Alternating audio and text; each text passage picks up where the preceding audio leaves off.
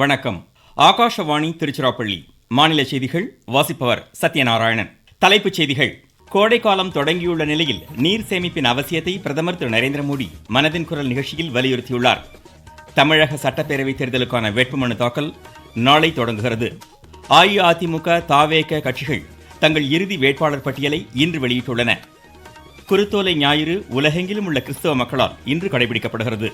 IPL 2020 cricket போட்டியில் Mumbai Indians Kolkata night ரைடர்ஸை இன்றிரவு 7:30 மணிக்கு எதிர்கொள்கிறது. இனி விரிவான செய்திகள்.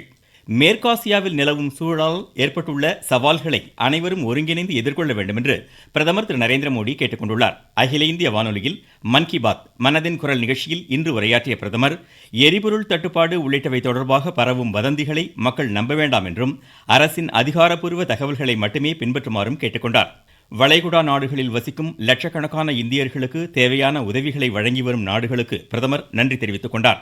நாட்டின் இளைஞர்கள் திறன் மேம்பாடு மற்றும் தொழில் தொடங்குவது குறித்த தங்கள் கருத்துக்களை பரிமாறுவது குறித்து பெருமிதம் தெரிவித்த பிரதமர், இதற்கான மை பாரத் அமைப்பு இளையோரின் திறன்களை வெளிக்கொணர வகை செய்வதாக கூறினார். நாட்டின் கலாச்சாரம், பாரம்பரியம் பேணி பாதுகாக்கப்பட வேண்டியதன் அவசியத்தையும் பிரதமர் வலியுறுத்தினார். நாட்டுப்புற பாடல்கள், கதைகள், பாரம்பரிய விளையாட்டுகள் மூலம் பழங்குடியின சமூகத்தினர் இளைஞர்களுக்கு வாழ்வியல் திறன்களை கற்றுக் கொடுப்பதாக கூறினார். நாட்டு மக்களின் ஆரோக்கியத்தின் அவசியத்தை சுட்டிக்காட்டிய பிரதமர், சர்க்கரை, சமையல் எண்ணெய் பயன்பாட்டை குறைத்துக் கொள்வதன் மூலம் உடல் பருமன் உள்ளிட்ட பிரச்சனைகளிலிருந்து தற்காத்துக் கொள்ள முடியும் என்றார். கோடைக்காலம் தொடங்கியுள்ள நிலையில் தண்ணீர் சேமிப்பிற்கான கிராம அளவிலான முயற்சிகள் மேற்கொள்ளப்படுவது குறித்து பிரதமர் மகிழ்ச்சி தெரிவித்தார். அம்ரித் சரோவர் அபியான் திட்டத்தின் கீழ் நாடு முழுவதும் 70,000 நீர்நிலைகள் உருவாக்கப்பட்டுள்ளதை அவர் சுட்டிக்காட்டினார். சுயசார்பு இந்தியாவின் அடித்தளமாக மீனவர்கள் விளங்குவதாக சுட்டிக்காட்டிய பிரதமர், அவர்களுக்காக துறைமுக மேம்பாடு, காப்பீட்டு திட்டங்கள் உள்ளிட்டவை செயல்படுத்தப்படுவதாக எடுத்துரைத்தார். மரம் வளர்ப்பின் முக்கியத்துவத்தை வலியுறுத்திய பிரதமர், அன்னையின் பெயரில் அனைவரும் மரம் நடுமாறு கேட்டுக்கொண்டார். 2020 கிரிக்கெட் உலகக்கோப்பையை கைப்பற்றி இந்திய அணி வரலாற்று சாதனை படைத்ததை நினைவு கூர்ந்த பிரதமர், கேலோ இந்தியா விளையாட்டுப் போட்டிகள் நம் விளையாட்டு வீரர்களின் திறனை உலக அளவில் பறைசாற்றுவதாக கூறினார். தற்போதைய சூழலில் சூரிய சக்தி பயன்பாட்டை அதிகரிப்பதற்கான நடவடிக்கைகளை நாட்டு மக்கள் மேற்கொள்ள வேண்டும் என கேட்டுக்கொண்ட பிரதமர், இது மக்கள் இயக்கமாக மாற அனைவரும் உறுதியேற்க வேண்டும் என்றார். தமிழகம் உள்ளிட்ட 5 மாநில சட்டப்பேரவை தேர்தல் நடவடிக்கைகள் விறுவிறுப்படைந்துள்ளன. கேரளத்தில் ஒரே கட்டமாக வரும் 9ஆம் தேதி வாக்குப்பதிவு நடைபெறும் நிலையில் அரசியல் கட்சி தலைவர்கள் பரப்புரையை தீவிரப்படுத்தியுள்ளனர். பிஜேபி மூத்த தலைவரும் பிரதமருமான திரு நரேந்திர மோடி பாலக்காட்டில் இன்று பிற்பகல் தனது பிரச்சாரத்தை மேற்கொள்கிறார். தொடர்ந்து திருச்சூரில் சாலை பேரணியில் பங்கேற்கும் திரு நரேந்திர மோடி தேசிய ஜனநாயக கூட்டணி வேட்பாளர்களுக்கு ஆதரவாக வாக்கு சேகரிக்கிறார். இதனிடையே ஐக்கிய முற்போக்கு கூட்டணி வேட்பாளர்களுக்கு ஆதரவாக காங்கிரஸ் கட்சியின் திரு ராகுல் காந்தி, கட்சித் தலைவர் திரு மல்லிகார்ஜுன கார்கே உள்ளிட்டோர் வட கடத்துக்காவு, அதூர் உள்ளிட்ட இடங்களில் நாளை பரப்புரை மேற்கொள்கின்றனர். 140 சட்டப்பேரவை தொகுதிகளை கொண்ட கேரள மாநிலத்தில் 890 வேட்பாளர்கள் தேர்தலை சந்திக்கின்றனர். தமிழக சட்டப்பேரவை தேர்தலுக்கான வேட்புமனு தாக்கல் நாளை தொடங்க உள்ள நிலையில் பல்வேறு அரசியல் கட்சிகள் தங்கள் வேட்பாளர்களை இறுதி செய்துள்ளன. திமுக வேட்பாளர் பட்டியல் நேற்று வெளியிடப்பட்ட நிலையில் அஇஅதிமுகவின் 17 வேட்பாளர்கள் அடங்கிய 3வது மற்றும் இறுதிக்கட்ட வேட்பாளர் பட்டியலை அக்கட்சியின் பொதுச் செயலாளர் திரு எடப்பாடி கே பழனிசாமி இன்று வெளியிட்டார்.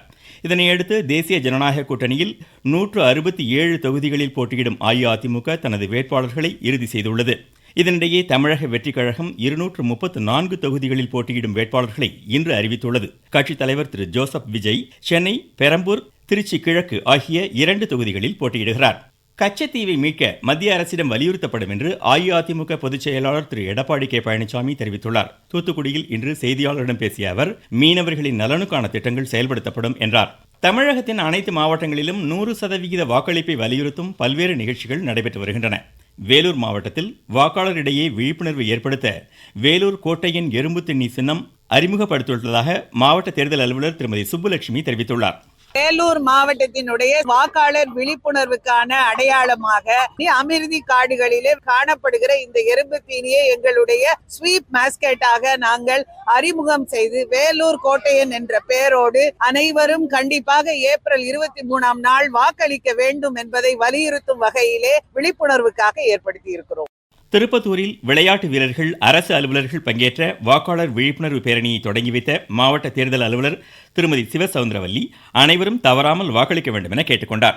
தென் 18+ இங்க இருக்கிறவங்களுக்கும் என்னோட ரெக்வஸ்ட், நீங்களும் உங்க ரிலேட்டிவ்ஸ், உங்க ஸ்ட்ரீட்ல இருக்கிறவங்க, உங்க ஃப்ரெண்ட்ஸ் எல்லார்ட்டையும் சொல்லுங்க. யாருக்கெல்லாம் வாக்குரிமை இருக்கோ அனைவரும் ஏப்ரல் 23ஆம் தேதி அன்று தவறாமல் வாக்களிக்கணும். இந்த டைம் நம்ம மாவட்டம் 100% ஓட் பிளான் பண்றோம். வாக்காளர் ஒருத்தர் கூட விடுபடாம வாக்களிக்கணும். மாநிலத்தில் அடுத்த மாதம் 23ஆம் தேதி வாக்குப்பதிவு நடைபெறுகிறது. வாக்குகள் மே மாதம் 4ஆம் தேதி எண்ணப்படுகின்றன. ஈரோடு சட்டமன்ற தொகுதிக்குட்பட்ட வில்லரசன்பட்டியில் பல்வேறு வகை மஞ்சளை பயன்படுத்தி வாக்களிப்பு விழிப்புணர்வு வாசகங்கள் எழுதப்பட்ட நிகழ்ச்சியில் ஆட்சித்தலைவர் திரு கந்தசாமி கலந்து கொண்டார். விழுப்புரத்தில் வாக்குரிமை விழிப்புணர்வு குறித்து காய்கறிகளால் வடிவமைக்கப்பட்ட கண்காட்சி அரங்கை மாவட்ட தேர்தல் அலுவலர் திரு ஷேக் அப்துல் ரஹ்மான் திறந்து வைத்தார். திருச்சி மாவட்டத்தில் தேர்தல் பணியாற்ற விரும்பும் முன்னாள் ராணுவ வீரர்கள் விண்ணப்பிக்குமாறு மாவட்ட காவல் கண்காணிப்பாளர் திரு செல்வ நாகரத்னம் தெரிவித்துள்ளார். நீங்கள் கேட்டுக்கொண்டிருப்பது ஆகாஷ்வாணியின் மாநில செய்தி அறிக்கை.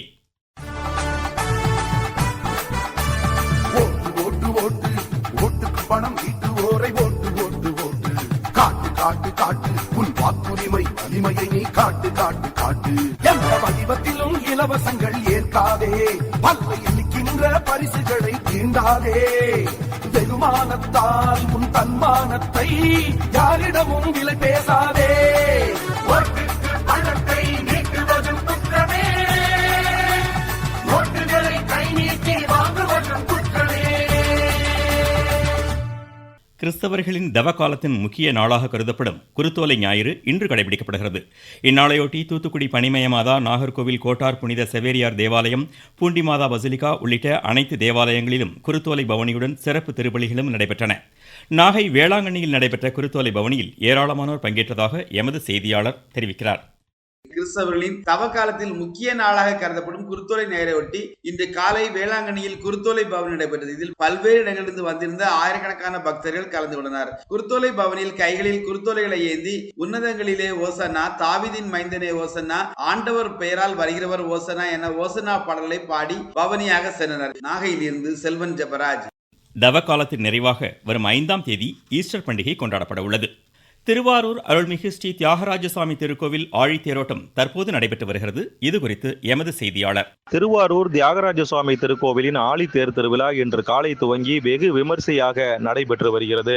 ஆரூரா தியாகேசா என்ற பக்தி கோஷம் முழங்க பல்லாயிரக்கணக்கான பக்தர்கள் தேரினை வடம் பிடித்து இழுத்து வருகின்றனர். பல்வேறு மாவட்டங்களிலிருந்து பல்லாயிரக்கணக்கான பக்தர்கள் திருவாரூரில் குவிந்துள்ளதால் நகரமே விழா கோலமாக காட்சியளிக்கிறது. திருவாரூரிலிருந்து ஆர் விஜயகுமார். பெரம்பலூரில் இந்தியன் ஓவர்சீஸ் வங்கியின் கிராமிய சுய வேலைவாய்ப்பு பயிற்சி மையத்தில் இலவச தையல் மற்றும் அழகுக்கலை பயிற்சி பெற விரும்பும் மகளிர் வரும் 5ஆம் தேதிக்குள் விண்ணப்பிக்கலாம். வார விடுமுறையொட்டி திருச்செந்தூர் அருள்மிகு சுப்பிரமணிய சுவாமி திருக்கோவிலில் பக்தர்கள் கூட்டம் அதிகரித்துள்ளது. மகாவீர் ஜெயந்தி நாளை மறுநாள் கொண்டாடப்படுவதையொட்டி காஞ்சிபுரம் மாவட்டத்தில் உள்ள அனைத்து மதுபான கடைகளும் வரும் 31ஆம் தேதி மூடப்படுவதாக ஆட்சித்தலைவர் திருமதி ஸ்னேகா தெரிவித்துள்ளார். IPL 2020 கிரிக்கெட் போட்டியில் மும்பையில் இன்றிரவு 7:30 மணிக்கு மும்பை இந்தியன்ஸ் கொல்கத்தா நைட் ரைடர்ஸை எதிர்கொள்கிறது. சென்னை சூப்பர் கிங்ஸ் தனது முதல் போட்டியில் ராஜஸ்தான் ராயல்ஸை கவுஹாத்தியில் நாளை எதிர்கொள்கிறது. மங்கோலியாவில் நடைபெறும் ஆசிய கோப்பை குத்துச்சண்டை போட்டியில் இந்திய வீரர்கள் நாளை களமிறங்குகின்றனர். ஆடவர் பிரிவில் ஜதுமணி சிங், சச்சின் சிவாஜ், நரேந்தர் பெர்வாலும், மகளிர் பிரிவில் லவ்லினா போர்கோஹைன், நிகத் ஜரீன், மீனாட்சி ஹுடா, ஜெய்ஸ்மின் லம்போரியா உள்ளிட்டோரும் பங்கேற்கின்றனர். மீண்டும் தலைப்புச் செய்திகள். கோடைக்காலம் தொடங்கியுள்ள நிலையில் நீர் சேமிப்பின் அவசியத்தை பிரதமர் திரு நரேந்திர மோடி மனதின் குரல் நிகழ்ச்சியில் வலியுறுத்தியுள்ளார். தமிழக சட்டப்பேரவைத் தேர்தலுக்கான வேட்புமனு தாக்கல் நாளை தொடங்குகிறது. அஇஅதிமுக, தவேக கட்சிகள் தங்கள் இறுதி வேட்பாளர் பட்டியலை இன்று வெளியிட்டுள்ளன. குருத்தோலை ஞாயிறு உலகெங்கிலும் உள்ள கிறிஸ்தவ மக்களால் இன்று கடைபிடிக்கப்படுகிறது. IPL 2020 கிரிக்கெட் போட்டியில் மும்பை இந்தியன்ஸ் கொல்கத்தா நைட் ரைடர்ஸை இன்றிரவு 7:30 மணிக்கு எதிர்கொள்கிறது. இத்துடன் இந்த செய்தி அறிக்கை முடிவடைந்தது.